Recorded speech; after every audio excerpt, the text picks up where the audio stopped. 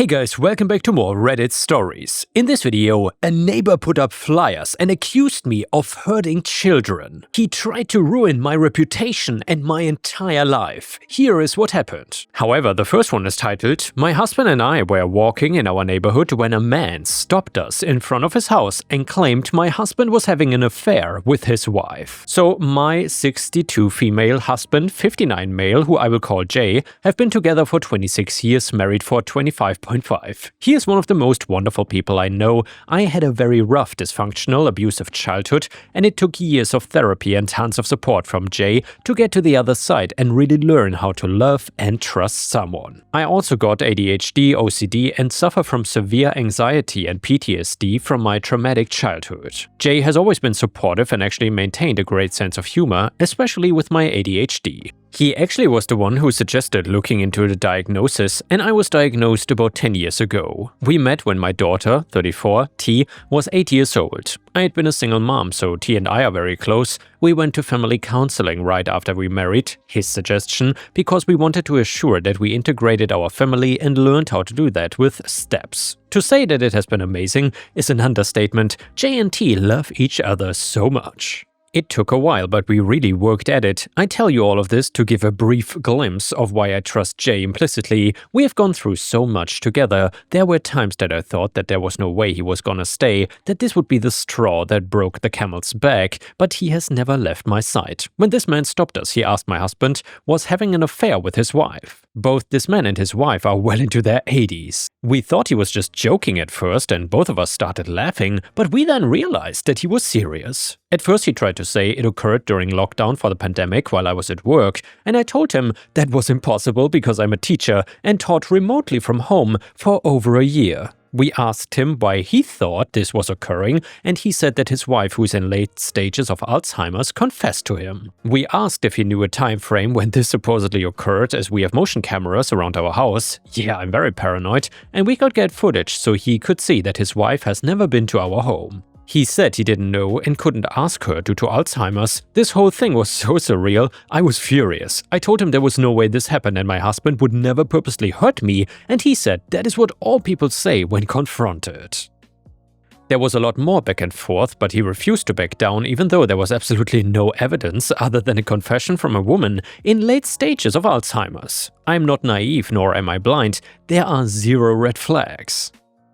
My husband treats me so well and we do everything together. I 100% believe this so-called affair never occurred. My question is though, what do I do now? Do I get a restraining order to assure that this guy stays away from us? Of all the crazy that has happened in my life, this has got to be the top of the list. Am I wrong to want to get a restraining order against an 80-year-old man? And yeah guys, let me know in the comments what you would have done if you were in this situation. Would you try and get a restraining order?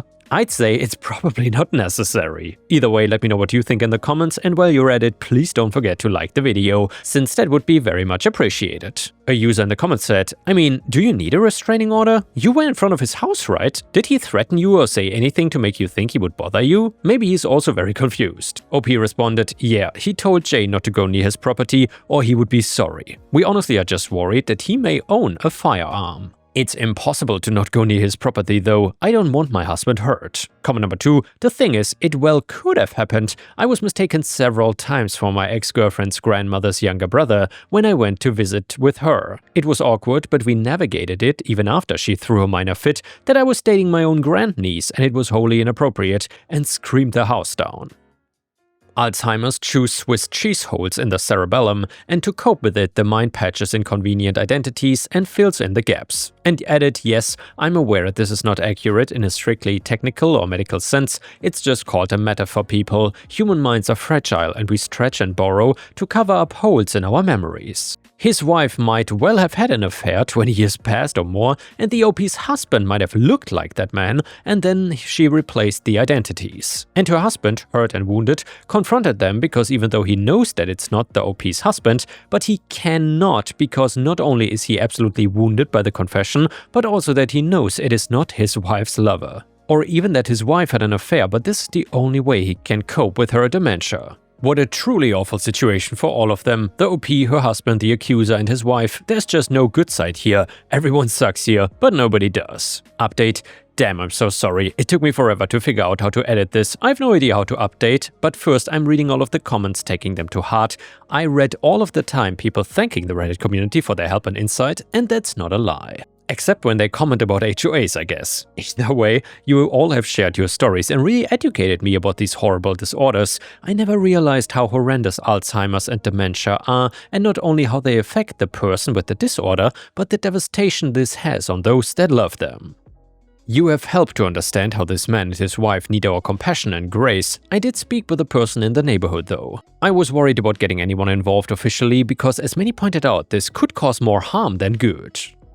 She assured me that they do have children and friends that do check on them, but she actually has not seen them around a lot lately. She will reach out to them, but next I was walking around our neighborhood. Some people suggested I do not walk by their house, but that would be impossible. Think of like a thermometer shape. It's a long street with a cul-de-sac at the end. But in the middle is this big island with 5 houses on it. Anyway, at one point the gentleman knocked on his window and pulled the top down. He asked to speak with me. I said that may not be the best idea, as he essentially accused my husband of a horrendous crime. He said he would only take a few minutes and it was not something bad. I told him I would not go on his property, and I actually backed up to the middle of the street, and he asked if I would be okay with him going into his porch. And I said yes. He immediately apologized. He said my husband's demeanor was what made him realize that there was not any truth to what his wife said. He said what many of you have told me about Alzheimer's, and he realized what his wife told him could not have occurred. I told him that I was so happy he realized this because after all I learned in the last 12 hours,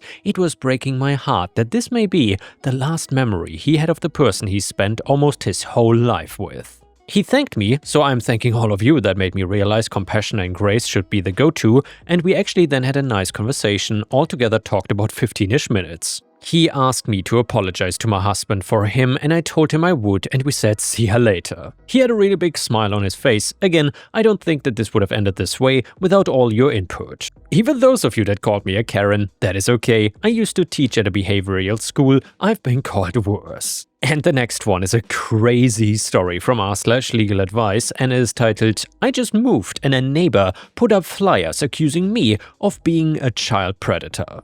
And I am not. Imagine if OP wrote, and I am. That would be even more outrageous. Anyway, so I moved into a new neighborhood in August, and shortly after I moved in, flyers started appearing on utility poles, etc., alerting the residents that a child predator has moved into the neighborhood. The flyer contains a cropped screenshot of the person they are mistaking me for and his entry on the SEX offender registry. We do share a name, but that's it, and my name is not uncommon. I'm not Joe Smith, but I'm also not Eusebius Catmarinius either. Either way, the person posting these is definitely aware of the fact that it's not me, as they cropped the offender's mugshot out of the screenshot and replaced it with a picture from my LinkedIn profile.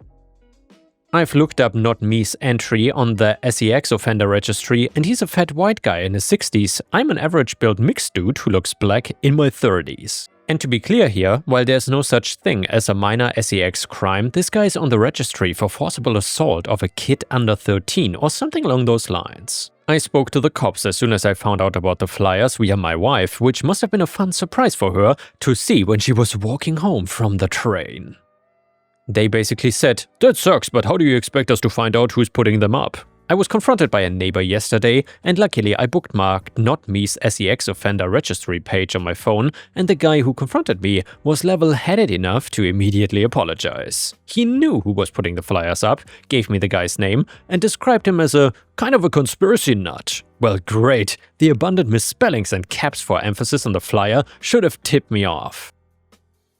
Anyway, I have no interest in confronting this guy myself because there's a very low chance of the interaction ending in any manner that involves all of his teeth remaining in his head. I called the police again, and this time their take on this is more or less, well, being wrong is not a crime, just keep taking the flyers down when you see them and try to ignore it. This was last night. Ignoring this is not an option, obviously. I'm planning on going to the department in person today when I get back from work. Has a crime been committed here, or is my only remedy gonna be civil court? I feel like this is way beyond the standard type of libel that might F with my ability to get a job or something, as there's a non-zero chance that this kind of BS could lead to a vigilante type trying something. I've got something of a hectic day at work, otherwise I would have gone in late to get my rear to the police department earlier, so I might not respond here right away, but if any more information or clarification is needed, I will get to it as soon as I can. Thanks in advance. And yeah guys, obviously this is extremely serious, but I'm curious, what would you suggest OP to do? And while you're at it, please don't forget to like the video and post some star emojis in the comments if you enjoy my stories. Someone in the comments said, a rare case of defamation per se, where no damages are needed since LAOP is falsely accused of being a criminal. Bonus points for the police either not knowing or not caring that NYSEX Offender Registration Act Section 168Q makes misusing the offender registry a crime. So this is not just civil court stuff, not even gonna pile on the fact that the person making the posters actually photoshopped OP's picture over a totally different person's SEX offender poster, making it trivial to prove they knew this was a false accusation.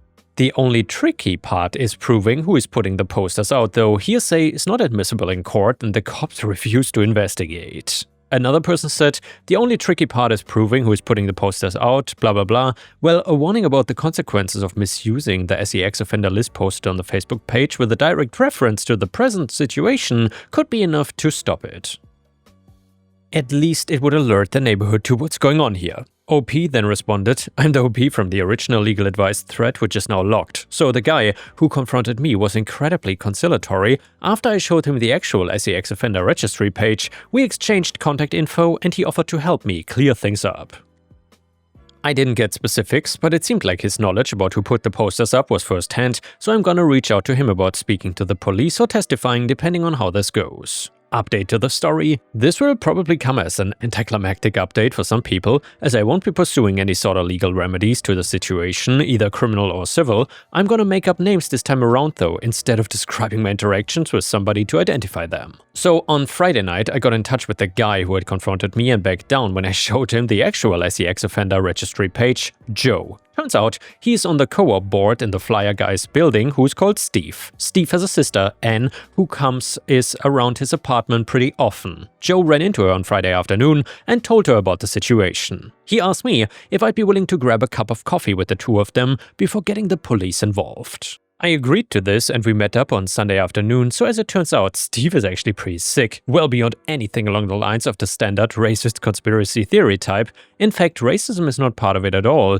He believed that I had ties to the whole Epstein situation, which to him would make it easy enough for me to change my appearance. Anne promised me to that he's nothing like this when his meds are working, and apparently they've been less than effective as of late. She had brought this up to someone involved in his treatment and they had planned to address it, but she didn't realize just how bad things had become. I have a close family member who has an illness that has resulted in a few episodes of psychosis. He's one of the most kindest, most thoughtful people I know 99% of the time, but it's been physically dangerous to be around him during his psychotic breaks, so I feel for them. Anyway though, Steve is currently receiving inpatient treatment to get back on the right track and will be attending a partial hospitalization program after his release to make sure that his meds remain effective. Joe wrote a letter about the situation, a copy of which is gonna be delivered to each resident of his building. He's also reached out to members of the co-op boards that he knows in a couple other buildings on the block, and they've agreed to do the same. Anne is gonna post copies in the same locations Steve had been putting them up and slide copies under the doors of the single-family houses on my side of the block. She's genuinely incredibly apologetic, and I don't see any reason to push the issue further with law enforcement or in court, provided Steve is getting adequate treatment so something like this doesn't happen again. And by the way guys, I'm curious, would you have pushed this further if you were in OP's situation? Would you have pushed for legal consequences? Let me know in the comments. Anyway, OP further said, so yeah, all things considered, while this is not necessarily a happy ending, I'm glad this guy is getting the help he needs and that there are people who are willing to step up and help with clearing my name. All in all, the resolution has made a greater impression on me than the issue that necessitated its development, and I feel like I picked a pretty good block to live on. Thanks again for all the advice and apologize to anyone who had their Justice Cucumber killed. My house became a mess. So a few years ago my dad was moving out of his house and in with his parents due to some health problems with my grandma. This was during summer break and I was just out of high school at the time, about to go into college, so I had absolutely nothing to do all summer as I waited to move out of state. My dad never was and still is not super organized, whereas I am alphabetizing my own bookshelf with a full system type A about keeping things in order. Call me weird, but I really enjoy reorganizing things and cleaning. It just hits that button for me. So being that he had about 2 months until he closed on the house, I just started to pack up some of the house for him. Basement was a disaster and I'd wanted to tear it up for years, so within the first day I had made a significant dent in the basement, which ended up being a very involved process. I didn't realize when he had moved in that a lot of the stuff from our old house was still packed haphazardly because my brother and I were too young to really help. So I went through the process of unpacking the still packed boxes from house number 1, labeling the boxes the way I wanted to, and then repacking those boxes appropriately. After about 3 days of this, I get about 50% done, including cleaning and packing my room and some of the garage. So here's the build-up to the malicious compliance. My dad comes down to help me, all good with me. I start explaining where things go, and my dad wants to change it. I resist explaining that I already have the system, and that I've been doing the bulk of the packing, so he should probably just go with me on this one, which is when he hits me with the namesake of this post. So I relent because I know what will happen.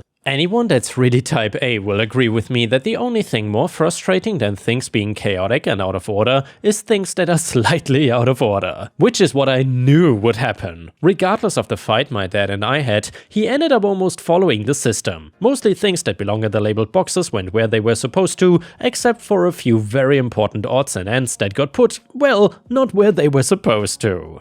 I noticed this, but because of my house my rules, clearly he has a plan, so I don't say anything. I knew the payoff was gonna be a slow burn, and it came several months later when I was in school across the country and unable to help. Dad calls me one day very flustered because he cannot find something he needed. He had been in the storage unit he rented in my hometown for the better part of 3 hours looking.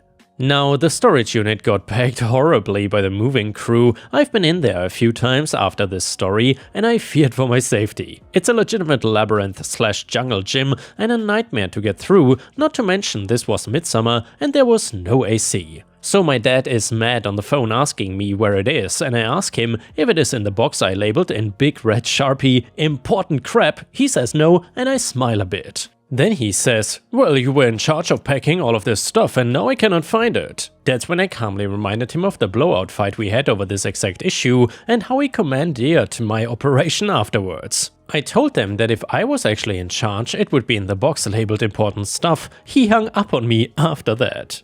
I love my dad and I had no problem helping him out. We laugh about it today, but I cannot say that I didn't get a good chuckle at the thought of him sweating and cursing climbing around in that damn storage unit death trap. He recently found another place to live now that my grandparents have more in-home assistance, and I've already worked out that I'm gonna help him move. We already agreed that I am in charge this time. And now let's read a more lighthearted story from r/petty revenge to cool down a bit. It is titled "Roommate Burned My Food, so I matched his energy." So years ago, I decided to go back to school for a career pivot. I had to keep expenses low, so I moved into a sort of shared student apartment in the basement of an old apartment building. We each had our own locked rooms along a hallway, but had a shared kitchen/bathroom. No one really socialized beyond reminders to e-transfer for the shared internet. One night, I got home from classes and work around 10 p.m. and decided to make myself a frozen pizza. Cash was tight, so it was a bit of a luxury food item for me.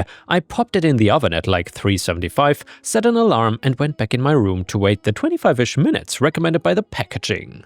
About halfway through the cook time, I heard the oven door open as it was old and always made a loud noise. A few seconds after I heard one of the other students closing their bedroom door, I went to check the oven and saw that someone had put a big tray of chicken breast in the oven too. I thought nothing of it and went back to my room until the timer was done. When I went out there to pull out my pizza, it was mostly burnt. The guy had put his stuff in the oven and cranked it up to 425 without telling me. Fine, put your crap in the oven, but don't change the cook temp without saying anything. To me, that's a huge DICK move. The pizza was just burnt enough to be terrible, but I still had to eat it. After fuming internally for a minute or two and having a minor existential crisis about how pitiful my life is, I went back to the kitchen area in a rage and cranked the oven up to 500 with his chicken still in there. After a bit, I heard the smoke alarm go off and shortly after, someone swearing. I stepped out into the darkened hallway and in a slightly ominous tone said, "Everything all good, bud?" He stammered something about being fine and was trying to scrape the charred chicken off the baking sheet. I went back into my room and ate the rest of my terrible pizza. I moved out not long after that. Screw you and your chicken. And yeah guys, thank you for watching. Please don't forget to subscribe if you haven't already, and I will see you again tomorrow.